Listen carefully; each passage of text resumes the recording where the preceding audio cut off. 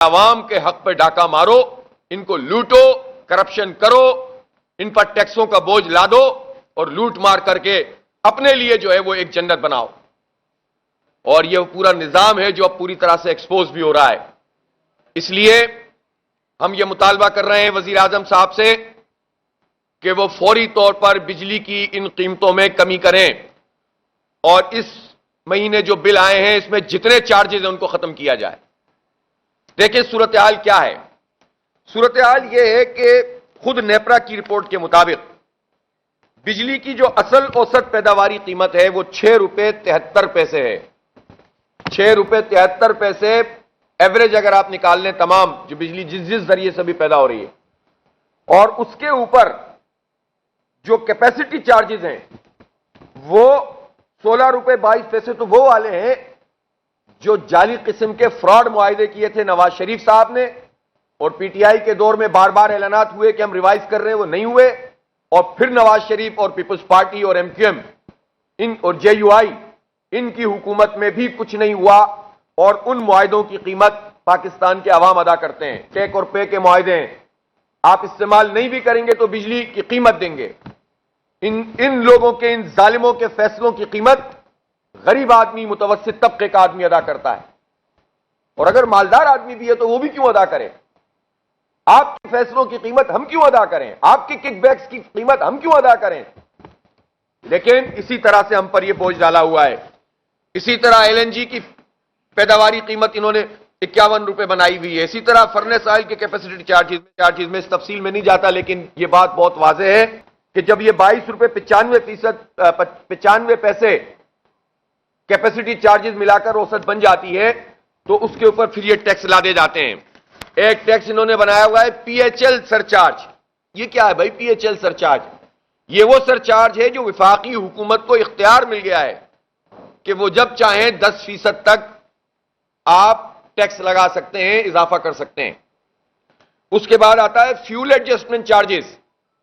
ان کے پلانٹ غلط چلیں، یہ اپنے خراب پلانٹوں کا چلا کر کم ایفیشنسی والے پلانٹ چلائیں کہ الیکٹرک جیسے لوگ، اور اس کی قیمت بھگتیں عوام، اور یہ فیول ایڈجسٹمنٹ چارجز لگ کر آتے ہیں.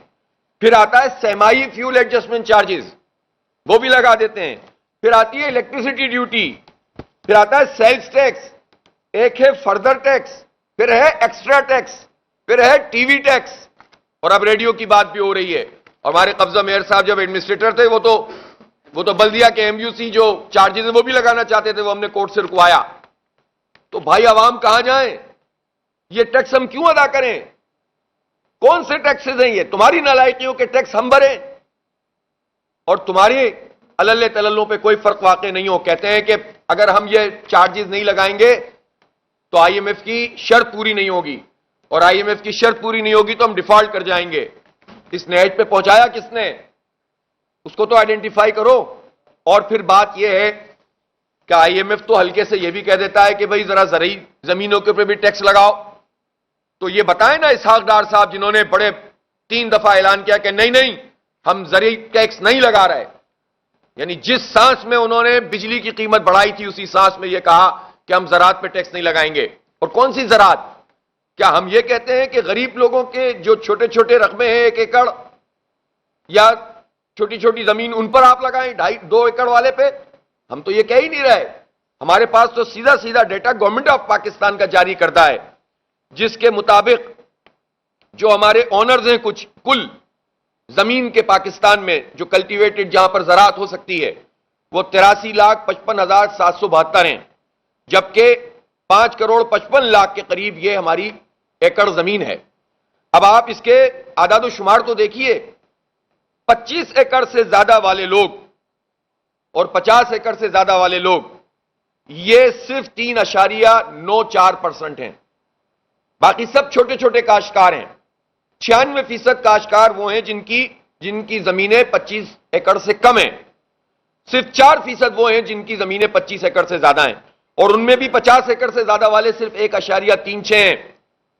ٹھیک ہے؟ اور ان لوگوں کے پاس 41% زمین ہے.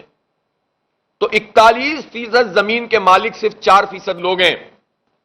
اور یہ جو بڑے بڑے جاگیردار ہیں اب انہی کی صنعتیں بھی لگ رہی ہیں. انہی کی شوگر ملیں بھی لگ رہی ہیں, انہی کی جو ہے وہ پاور پلانٹ بھی لگ رہے ہیں. تو یہ جو جاگیردار طبقہ ہے جو اب سرمایہ دار بن کر بھی سامنے آ گیا ہے, یہ چند فیصد لوگ, ان پر ٹیکس نہیں لگتا, اور پورے سال کا ٹیکس 4 ارب روپے دیا انہوں نے, اور صرف سیلریڈ پرسن سے جو ٹیکس جمع کیا گیا ہے انکم ٹیکس وہ 300 ارب روپے کے قریب ہے. آپ بتائیں یہ مڈل کلاس کہاں جائے, یہ غریب لوگ کہاں جائیں, یہ کیسے اپنے بچوں کو پڑھائیں؟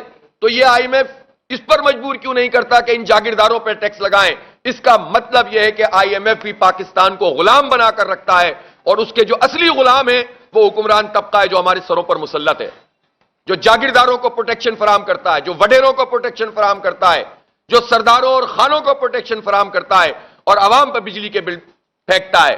اس لیے ہم اس ظالمانہ نظام کو نہیں مانتے, اور ہم اس کے خلاف آواز اٹھائیں گے, لوگوں کو منظم کریں گے. ہم نے یہ فیصلہ کیا ہے کہ اس وقت ایک بہت بڑے پیمانے پر لوگ پریشان حال ہیں, تاجر احتجاج کر رہے ہیں, لوگ بلبلا رہے ہیں. مسئلہ یہ ہے کہ پیٹ کی آگ میں ایسا جلایا ہوا ہے اور اس طرح کا نظام مسلط کیا ہوا ہے کہ لوگ خوف زدہ بھی ہیں اور مایوس بھی ہیں, اور لوگ سمجھتے ہیں کہ بس یہ ہماری تقدیر ہے, بس مر جاؤ. تو میں لوگوں سے کہنا چاہتا ہوں کہ اس طرح مرنا تقدیر نہیں ہے, مزاحمت میں زندگی ہوتی ہے. اور ہم انشاءاللہ تعالی کل پورے شہر میں احتجاج کریں گے. میں خود تاجروں کے احتجاج میں شریک ہوں گا, اور ہم تاجروں کا ایک کنونشن فوری طور پر بلا رہے ہیں جو کئی قسم کی تجاویز آ رہی ہیں. اس میں سے ایک تجویز تو یہ ہے کہ جس طرح آزاد کشمیر میں لوگوں نے ایک تحریک شروع کر دی ہے تو وہ شروع کی جائے. ظاہر ہے کہ لوگ تجاویز نہ دیں تو کیا کریں کہ بل جلانا شروع کرو, ادا نہ کرو. یہ تجویز بہت بڑے پیمانے پر آ رہی ہے کہ بجلی کے بلوں کی ادائیگی نہ کی جائے, اور جب یہ کہ الیکٹرک کی گاڑیاں آئیں تو پھر عوام محلہ کمیٹیاں بنا کر اپنا تحفظ کریں, اور اگر یہ بلیک آؤٹ کرنے کی کوشش کریں تو پھر اس کی مزاحمت بھی کی جائے. یہ تجویز بھی لوگوں کی طرف سے آ رہی ہے. ظاہر سی بات ہے کہ ان ساری تجاویز میں بہت حالات کے بگڑنے کا امکان موجود ہے, لیکن مرتا کیا نہ کرتا, لوگ کیا کریں پھر اس کے بعد. تو ہم نے فیصلہ کیا ہے کہ ہم مشاورت کریں گے. ہم سول سوسائٹی سے رابطہ کر رہے ہیں, آج ہی تاجروں سے رابطہ کریں گے, اور ان کی ایک مشاورت میں اس بات کا فیصلہ کریں گے کہ حتمی طور پر کیا کرنا چاہیے.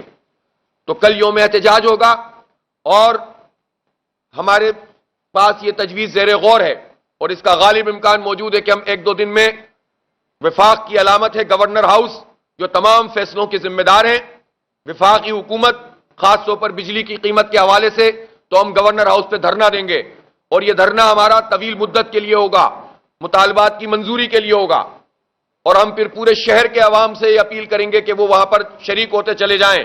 ہم پرعزم ہیں آپ کو آگاہ کرنے کے لیے. اگر آپ دنیا بھر سے حاصل ہونے والی اطلاعات, معلومات اور خبریں جاننا چاہتے ہیں تو ابھی سنو نیوز کا یوٹیوب چینل سبسکرائب کریں اور بیل آئیکن پر کلک کریں.